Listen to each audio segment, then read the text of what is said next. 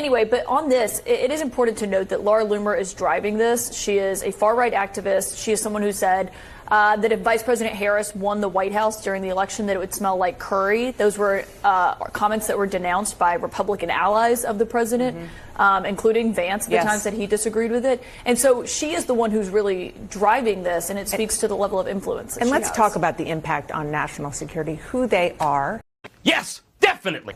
And why this matters so much for how the national security of the United States of America is run and who's doing it. Well, what's fascinating about this is that the three staffers that have been fired here are outside of Washington Beltway national security circles. These are pretty anonymous people. They are foreign policy minds that have serious resumes, that have worked serious jobs on Capitol Hill, in the State Department. Yep.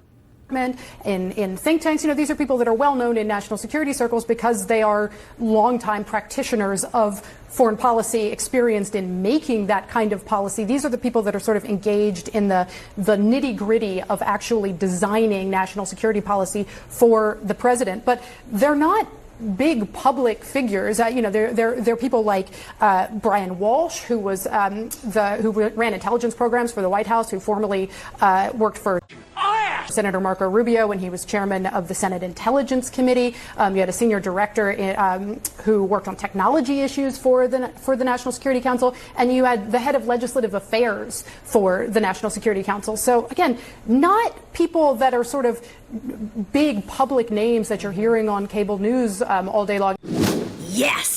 And I think it really speaks to this kind of lesson that the president felt that he learned out of his first administration of being managed up by these faceless bureaucrats. Thank you both for your reporting. Appreciate you being here, getting up and in a little earlier. We'll be right back. Don't go anywhere. Yes, goddamn, yes, great, good.